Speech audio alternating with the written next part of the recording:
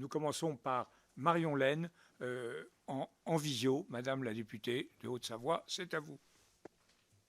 Oui, merci, Monsieur le Président. Monsieur le Ministre, les sujets de souveraineté européenne sont nombreux. Je pense notamment face aux géants du numérique, dont aucun n'est européen, à la nécessité d'une vraie transparence des algorithmes, face aux géants du transport maritime, dont certains sont européens, à la nécessité de régulation des tarifs de fret et des délais. Mais j'ai choisi aujourd'hui d'aborder un État fédéral partageant un espace commun stratégique, notre chère amie et voisine, la Confédération helvétique. Nous avons des priorités communes et l'échec de l'accord cadre ne signifie pas que la page est tournée, que le dialogue est rompu, bien au contraire.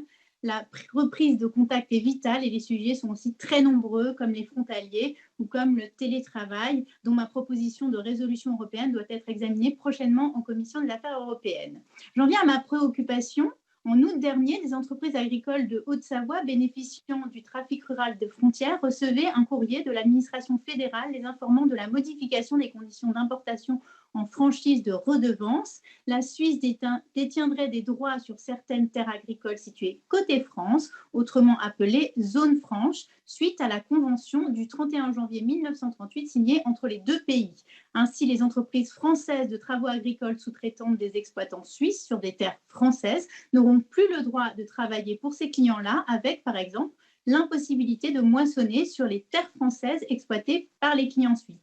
Il en résulte une perte de chiffre d'affaires conséquent pour ces entreprises agricoles françaises situées sur la frontière, puisque leurs clients suisses seront dans l'obligation de se tourner vers des entreprises suisses de travaux agricoles. Cette situation mène également à un manque à gagner conséquent pour l'État français, qui ne se verra plus percevoir la potentielle TVA de ces travaux. Tous les secteurs limitrophes à la Suisse, comme l'Ain, le Jura ou le Doubs, seront touchés. Il est très difficile pour nos entrepreneurs de subir cette politique protectionniste suisse sans bénéficier d'aucune réciprocité en France. Il en va de la compétitivité de nos entreprises et de la souveraineté de notre État. Monsieur le ministre, quelles mesures le gouvernement compte-t-il prendre pour endiguer cette concurrence déloyale à venir? Les discussions sont-elles déjà en cours avec la Suisse? Je vous remercie. Madame Lenne, sur les questions que vous avez posées dans notre relation avec la Suisse, avec deux choses de nature un peu différente, enfin très différentes et importantes.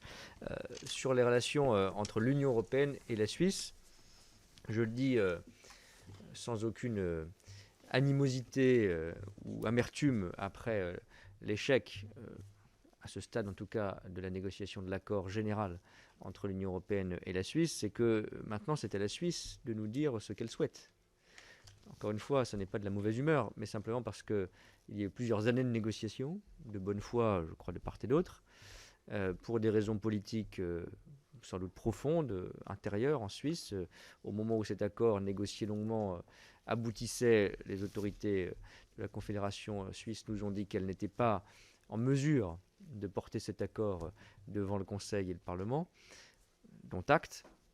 Mais on ne peut pas reprendre un processus de négociation long si on n'a pas un minimum de garanties. On n'aura jamais toutes les garanties, c'est la procédure démocratique, mais qu'il y a un appétit politique réel pour un accord transversal qui viendrait compléter ou remplacer dans certains cas les accords bilatéraux existants aujourd'hui. Et donc, encore une fois, ce n'est pas un geste de reproche, mais il faut que les autorités suisses clarifient sur les points qui ont fait problème, notamment la libre circulation, la protection de certaines professions réglementées. Encore une fois, toute sensibilité qu'on comprend très bien. La France au premier chef. Bon, il faut qu'on ait plus de clarté politique sur les intentions de la Suisse dans le rapport à l'Union européenne dans les prochaines années.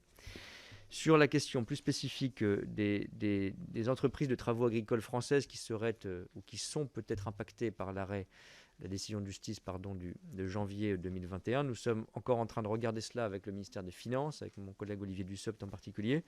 Et j'ai bien entendu, même si ce n'est pas tout à fait un objet de la présidence française, votre inquiétude sur cet impact local et économique.